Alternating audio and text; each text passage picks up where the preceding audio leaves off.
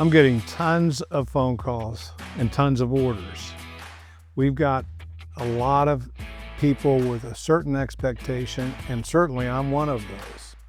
I've got a list in my pocket here of orders since January 1st, and it's on an Excel spreadsheet, and I'm looking at many bikes, 31 or 32 bikes in total for 17 customers.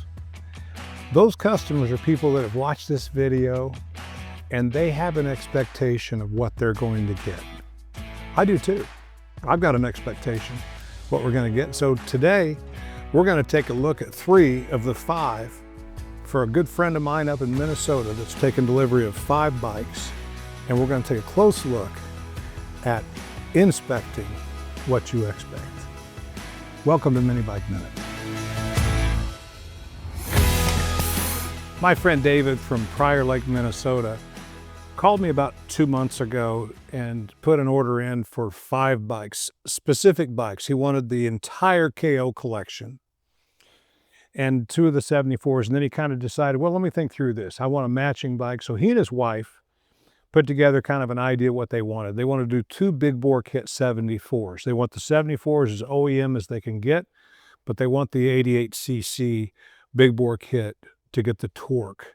Those are only a 3-speed bike, as most of you don't know. That's the 1974 right there in front of us. And he's got the matching 74 in orange that you'll see on this video. It's actually on the build rack right now. So these are going to be done in a couple of weeks, all of them. But you know what? He sent me a message and he said, Scott, I really would love it if you personally would inspect these, if you personally would look at these bikes and put your stamp of approval. And you know, I got to be honest with you, when I came out here, I thought, you know, everything we build is the same. You can't tell my bikes apart. You park 5 of my red KOs next to each other, and if you said, hey, pick your favorite bike, you would make everyone dizzy because they're the same. We want to finish everything at the same standard. But remember when we were kids? Remember the factory story? Mom and dad, grandma and grandpa, and they would say, hey, don't ever buy a car built on Monday. That's the kind of stuff that we've got to be careful, because, you know, I have tough days. You have tough days.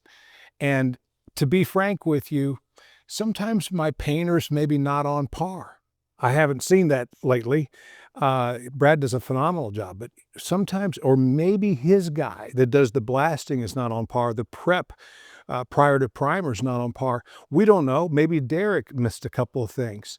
So as much as we have an expectation that the finished product is going to be exactly the same across the board, just like we're stamping them, that's not reality. I love what David's asked me to do. I want to bring that into this episode. In fact, when we get all 5 done before we load them, I'm hoping I can bring that episode together as well. I'm going to show you, I'm going to criticize some things today. Derek is not available for this video, or I would put him on here and maybe see if his face turns red, but it probably won't, because he knows I love him and I wouldn't pick on him. We just look at things and how we can get better together. But I want to show you some things specifically on these bikes that I believe can be better. So David, let me show you a couple of things that we need to do differently. If you notice real close on this KO, these are both KO models. Both of them have the exact same exhaust, right? Difference is Derek used a different hardware on this exhaust than he did on this exhaust. Completely different head. So I'm going to bring him in and we're going to determine which one is a correct hardware, and if we can make that change today, we're going to make that change today. And one more thing, since I'm looking at exhaust, this is a 1974.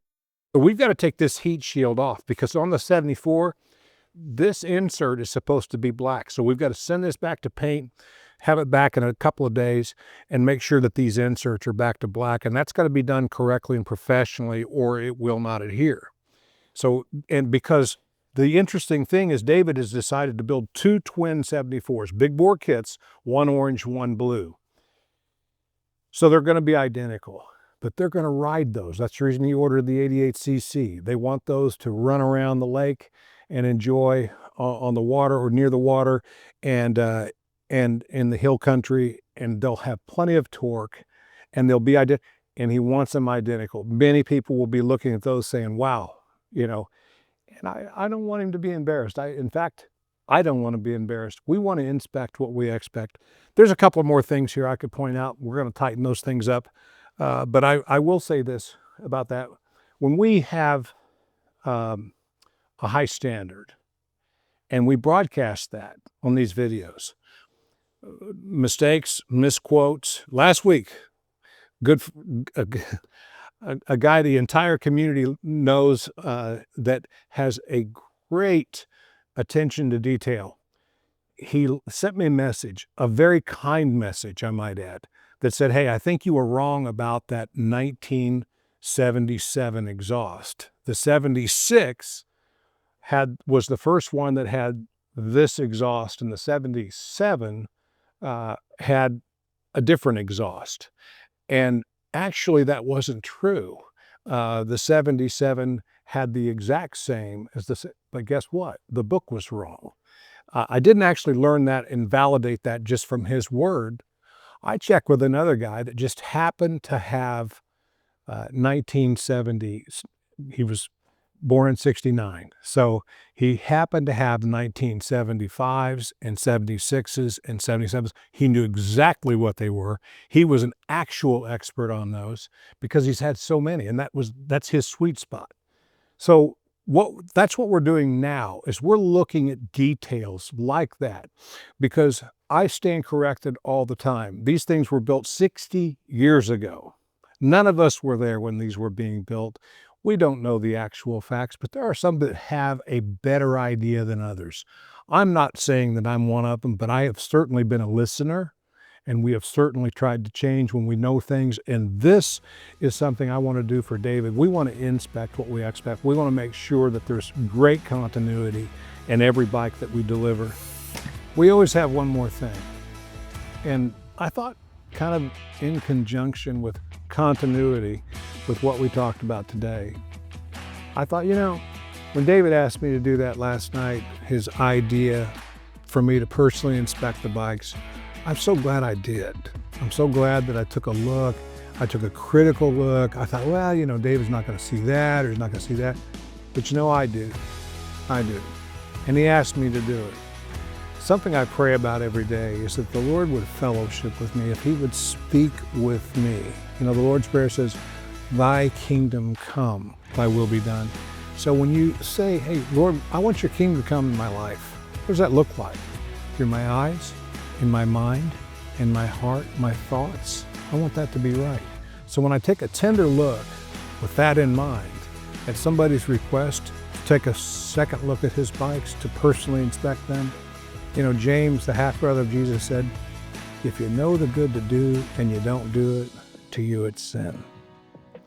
I want to get better. I'm trying to change in that way every single day. I'm trying to ask the Lord, and he is definitely speaking to me.